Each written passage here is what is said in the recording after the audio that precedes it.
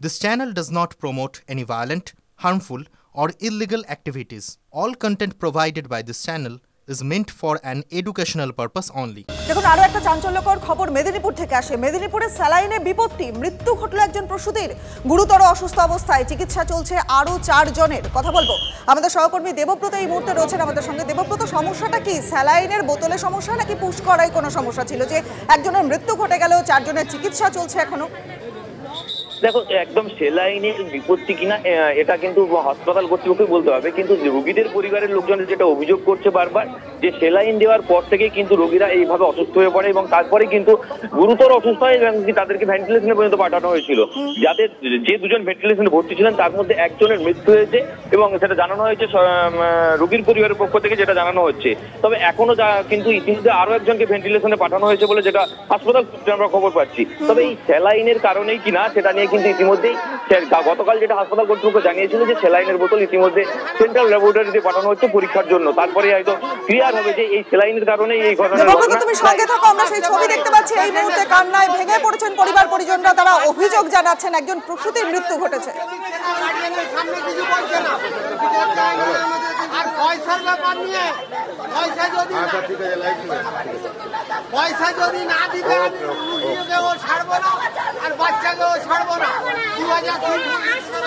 2000-3000 টাকা করে আমরা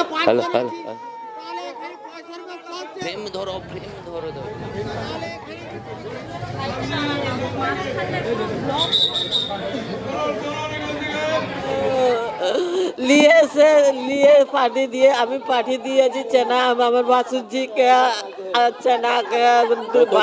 গতকাল যে হয়েছে বাচ্চা ভালো আছে? বাচ্চাটা ভালো আছে, তোর মায়েরই অসুবিধা। কি কারণে, মূলত কি কারণে এই ধরনের ঘটনা ঘটলো মনে করছেন আপনারা?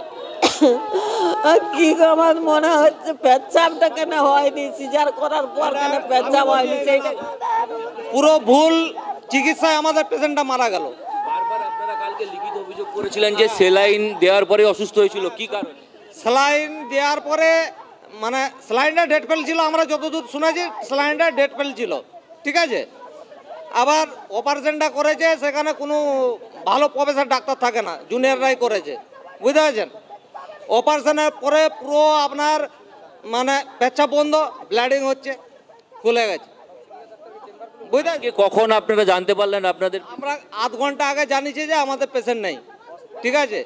বললে তোমরা এখান থেকে পেশেন্ট বের করে নাও। আমি বলছি আমরা এখন পেশেন্ট বের করাও। হসপিটাল কর্তৃপক্ষ কিছু বলে, আমরাকে কিছু বলে না। আমরা যে ওয়ার্ডে ভর্তি আছে ওখানে আইসিইউতে গেছিলাম, তারা আমাকে ডেকে বললো বলছে ভাই তোমাদের পেশেন্ট মারা গেছে, তোমরা বের করলো তাড়াতাড়ি। আমি বলছি এখন তো বের করানো যাবে না, আমাদের বাড়ির লোক আসুক। আমরা ন্যায্য বিচার চাই। এইভাবে আমাদের পেশেন্টটাকে মেরে দিলে এই দুধের শিশুগুলোকে আমরা মানুষ করবো কি করে? এই ছোট ছোট শিশুকে মানুষ করবো কি করে? আমরা তার উত্তর চাই সরকারের কাছ থেকে। এখানে উঠতে গেলে পয়সা, নামতে গেলে পয়সা, এটা কিসের জন্য হচ্ছে? এটা সরকার, হ্যাঁ মানুষ, একটা ছেলে একটা এলাও না, ভিতরে ব্যবসা চলছে। সিনিয়র ডাক্তারগুলো কোথায়? তারা কি ব্যক্তিগতভাবে চেম্বার খুলে টাকা ইনকাম করছে? এখানে সব দুনিয়া ন্যায্য বিচার চাই সবার জন্য। বারবার অভিযোগ উঠেছিল, গতকাল থেকে যে অভিযোগ উঠেছিল যে সেলাইনের প্রবলেমের জন্য এই সমস্যা তৈরি হয়েছে। মানে আপনারা তো বিভিন্ন, হ্যাঁ আমারও পেশেন্ট আছে, সবার কাছে টাকা নিচ্ছে এখানে। আমরা তো জানি এখানে বিনা পয়সা চিকিৎসা হয়। এইখানে ভিতরে স্টাফ যতজন স্টাফ আছে সবাই নিচ্ছে। আর কোনো পেশেন্টকে মানে ছেলেদের কোনো 2100 টাকা নেবে আগে, তারপরে যদি লিফটে উঠানো হয় তার জন্য 200, ধাইমা যদি গা হাত পুছে তার জন্য 200 টাকা। কি এখানে গাছে বলে? আমরা এই জন্য কি আমরা সরকারকে রেখেছি এই ব্যবসা খোলার জন্য? এর ন্যায্য বিচার একটা চাই। একটা পেশেন্টের অস্ত্রোপচার হয়, বাকি সবার কি করে হয়? একসঙ্গে 7টা পেশেন্ট কি করে হয়? একটা হয়, সে 7টা কি করে হয়? আমার নিজের ভাগনা আছে, বলতে 7 দিন 8 দিন ধরে আমি এখানে আছি। নিজে বলছে যে পেশেন্টকে যে আপনি মরতে পারেন, একটা পেশেন্টের হয়, 7টা পেশেন্ট। আমার পেশেন্টে বলেছে যে আপনি বাঁচতেও পারেন মরতেও পারেন।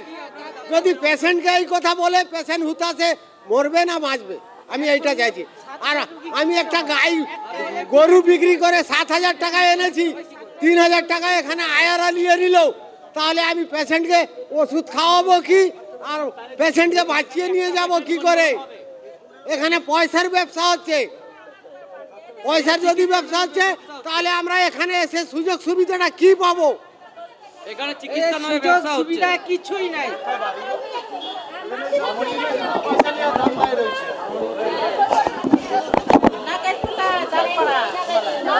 সেই ছবি আপনাদের দেখাচ্ছিলাম যে রোগীর পরিজনেরা তারা কান্নায় ভেঙে পড়েছেন এবং ক্ষোভে ফেটে পড়েছেন সেখানকার যারা রয়েছেন রোগীর আত্মীয় পরিজনরা।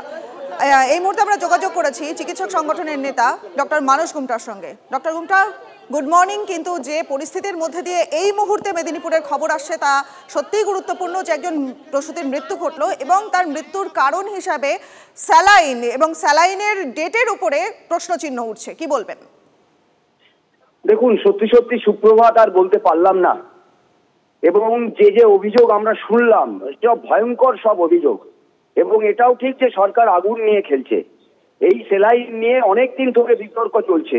আমরা জানি বাইরের রাজ্যে আমাদের এই সেলাইন সাপ্লাই হওয়ার পরে বেশ কিছু মাতৃমৃত্যুর ঘটনা আমাদের চোখের সামনে এসেছিল। সাম্প্রতিক উত্তরপ্রদেশেও নাকি এরকম ঘটনা ঘটেছে। আমাদের রাজ্যে নানা জায়গাতে এই ধরনের সেলাইন ব্যবহারের অসুস্থতা এইটা আমাদের নজরে এসেছে। এরপর সেই কোম্পানিকে ব্যাকআউট করা হবে না, ব্যান করা হবে না, এটা কেন হলো? এই প্রশ্নের জবাব কি সরকার দেবে?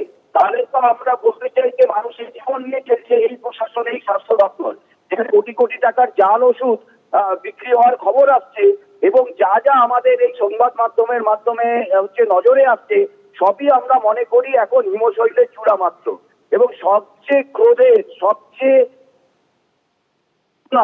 সেটা হচ্ছে এই স্বাস্থ্য দুর্নীতিতে যে তদন্ত চলছে সিবিআই এর, সেই দুর্নীতির চার্জশিটে এনওসি না দেওয়ার জন্য স্বাস্থ্য দপ্তর বা প্রশাসনের সরকারের এনওসি না দেওয়ার জন্য তার বিচার প্রক্রিয়া শুরু হচ্ছে না। তাহলে তো বলতে হবে যে সরকার আগুন নিয়ে খেলছে, তাহলে তো বলতে হবে মানুষের প্রাণ এই জীবন নিয়ে খেলছে আমাদের এই স্বাস্থ্য দপ্তর। না হলে এরকম ভয়ঙ্কর স্বাস্থ্য দুর্নীতি তার চার্জশিট তৈরি হলেও তাকে বিচার প্রক্রিয়া শুরু করার জন্য প্রয়োজনীয় অনুমতি দেবে না। আর কত দেখতে হবে আমাদের এইরকম জীবনহানি? আর কতদিন? সেই ছবি আমরা দেখছি, অবশ্যই অত্যন্ত বেদনাদায়ক ছবি। অনেক ধন্যবাদ আপনাকে এতটা সময় দেওয়ার জন্য।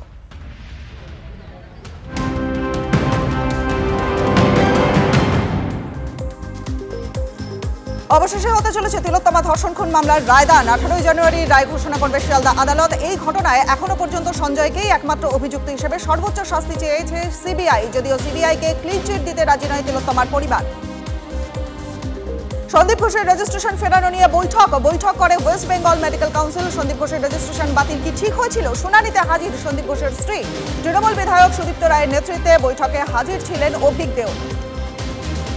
তিলোত্তমার বিচারের দাবিতে আন্দোলনে সামিল হওয়ায় একের পর 100 বাতিল। শাসক দলের বিরুদ্ধে বিস্ফোরক অভিযোগ আনলেন দেবলীনা দত্ত। অনুষ্ঠান বাতিল করে দমানো যাবে না, শেষ দিন পর্যন্ত রাস্তায় থাকবেন। শ্যামবাজার মোড়ে জুনিয়র চিকিৎসকদের রাত জাগো কর্মসূচিতে উপস্থিত হয়ে শাসক দলকে হুঁশিয়ারি দিলেন অভিনেত্রী। অভিষেকের পর এবার চিকিৎসকদের মুখোমুখি মুখ্যমন্ত্রী। 24 ফেব্রুয়ারি ধনধান্য অডিটোরিয়ামে বৈঠক করবেন মুখ্যমন্ত্রী। মেডিকেল কলেজ, জেলা এবং বেসরকারি হাসপাতালের ডাক্তাররা সেখানে থাকবেন। চিকিৎসক পড়ুয়াদের সঙ্গেও কথা বলবেন তিনি। গ্রিভেন্স সেলের দেওয়া প্রস্তাব গ্রহণ করেছেন মুখ্যমন্ত্রী। নন্দীগ্রামের থেকেও ভবানীপুর তার কাছে সহজ। আলিপুরে মিছিল শেষে মন্তব্য করলেন শুভেন্দু অধিকারী। তাহলে কি নন্দীগ্রামের পর 2026-এর নতুন ব্যাটলফিল্ডে দেখা যাবে শুভেন্দু অধিকারীকে? বিরোধী দলনেতার মন্তব্যে নতুন জল্পনা, বাইরে থেকে লোক এনে কুৎসা বিভ্রান্তি ছড়ানোর চেষ্টা করলে কোনো সাড়া মিলবে না। বিরোধী দলনেতাকে পাল্টা কুণাল ঘোষ। সাজাপ্রাপ্ত আসামির অস্বাভাবিক মৃত্যুতে উদ্বেগ হাইকোর্টের। 2022 সালে জলপাইগুড়ির কেন্দ্রীয় সংশোধনাগারে মৃত্যু হয় রবিউল শেখের। রিপোর্টে দেহে হিলিয়াম নামক বিষাক্ত পদার্থের কথা উল্লেখ রয়েছে। যদিও মাত্রাতিরিক্ত ওষুধ সেবনেই মৃত্যু আসামির দাবি করছে জেল কর্তৃপক্ষ। ঘটনায় তীব্র ক্ষোভ প্রকাশ বিচারপতির। 4 সপ্তাহের মধ্যে জেল কর্তৃপক্ষকে ফের হলফনামা পেশের নির্দেশ বিচারপতি তীর্থঙ্কর ঘোষের। গোষ্ঠী কোন্দলের জের পদ থেকে স্বেচ্ছায় অব্যাহতি ঘোষণা। মাল পুরসভার ভাইস চেয়ারম্যানের অব্যাহতি চেয়ে মুখ্যমন্ত্রী এবং তৃণমূল জেলা সভানেত্রীকে চিঠি উৎপল ভাদুরীর। আগেই দল থেকে সাসপেন্ড করা হয় পুরপ্রধান স্বপন সাহাকে। স্বপন সাহাকে সাসপেন্ডের পর দায়িত্ব সামলাচ্ছিলেন ভাইস চেয়ারম্যান উৎপল ভাদুরী। গয়েশপুর পুরসভার নিয়ম বহির্ভূত কাজের অভিযোগে পুর প্রধানের বিরুদ্ধে সরব হলো কাউন্সিলর। অভিযোগ, বিগত 4 মাস ধরে চেয়ারম্যান কোনো রকম মিটিং করছে না, টেন্ডার ছাড়াই বেআইনিভাবে লক্ষ লক্ষ টাকার কাজ। প্রতিবাদে সরব হলেন 18 জন কাউন্সিলরের মধ্যে 11 জন কাউন্সিলরই। কল্যাণী মহকুমা শাসকের কাছে অভিযোগ দায়ের করলেন কাউন্সিলরদের দল। নির্দেশ দিলে পুর প্রধানের বিরুদ্ধে অনাস্থা আনার কথাও জানিয়েছেন কাউন্সিলররা। তৃণমূল পঞ্চায়েত সমিতির কর্মাধ্যক্ষদের অপসারণেই দলের উল্লাস। সবুজ আবির মেখে উল্লাসে মাতলেন তৃণমূল কর্মীরাই। খানাকুলে দুর্নীতির অভিযোগে একাধিক কর্মাধ্যক্ষকে অপসারণ, তাদের বিরুদ্ধে অনাস্থা আনেন খোদ পঞ্চায়েত সমিতির সভাপতি। অপসারণের খবর পেয়ে এসডিও অফিসে জড়ো হন তৃণমূল নেতারা।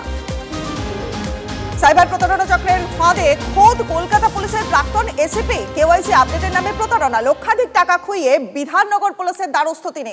প্রতারণার অভিযোগে গ্রেফতার করা হয়েছে 2 জনকে। কেওয়াইসি আপডেটের নামে 3টে অ্যাকাউন্ট থেকে 11 লক্ষ টাকা তোলার অভিযোগ উঠছে। রাজ্যে ফের সক্রিয় জাল চাকরির চক্র, পুলিশি তদন্তে পর্দাফাঁস। পুলিশের জালে 2 জন। সামাজিক মাধ্যমে বেসরকারি সংস্থায় লোভনীয় চাকরির টোপ দিয়ে আর্থিক প্রতারণার অভিযোগ উঠছে। বর্ধমান সাইবার থানা এবং মেমারি থানায় যৌথভাবে অভিযান করে গ্রেফতার করা হলো 2 জন অভিযুক্তকে। ধৃত 2 জন সমীরণ মণ্ডল এবং সুমিত রায়, তারা মেমারির বাসিন্দা। শিক্ষকের অভাবে বন্ধ আরও একটা স্কুল, সরকারি শিক্ষক ছিলেন 2 জন। 2-1 বছরের ব্যবধানে 2 জনই অবসর নেওয়ায় গৌঘাটের শ্যামবাজার গ্রাম পঞ্চায়েতের পাণ্ডু গ্রামে স্কুলে পড়ল তালা। 2012 সালে চালু হয় উচ্চ প্রাথমিক এই নতুন বিদ্যালয়। নতুন শিক্ষাবর্ষের আগেই পড়ুয়াদের টিসি দিয়ে পাঠিয়ে দেওয়া হচ্ছে পার্শ্ববর্তী বেশ কয়েকটা স্কুলে। সরকারি অনুদান না মেলায় চালুই হয়নি স্কুলের ল্যাবরেটরি, চালু হয়নি কেমিস্ট্রি, বায়োলজি এবং ভূগোলের পরীক্ষাগার। চরম দুরবস্থা গৌঘাটের পশ্চিমপাড়ার হাই স্কুল, পাবা হাই স্কুল সহ একাধিক হাই স্কুলের। আগ্রহ থাকলেও বিজ্ঞান বিভাগে ভর্তি হতে পারছেন না পড়ুয়ারা। বাধ্য হয়ে 10-12 কিলোমিটার দূরের স্কুলে বিজ্ঞান নিয়ে পড়তে যেতে হচ্ছে পড়ুয়াদের। নেই বিজ্ঞান বিভাগের কোনো শিক্ষক। বাংলা জুড়ে শীতের আমেজ। কলকাতার তাপমাত্রা নামলো 13.2 ডিগ্রি সেলসিয়াসে। তবে নতুন ঝঞ্ঝার কোপে ফের উধাও হয়ে যাবে শীত। পৌষ সংক্রান্তিতে জাঁকিয়ে শীতের কোনো আশা নেই। আপাতত কাল পর্যন্ত ঠান্ডার আমেজ রয়েছে। রবিবার থেকে 2 থেকে 3 ডিগ্রি সেলসিয়াস পর্যন্ত পারদ চড়ার ইঙ্গিত রয়েছে।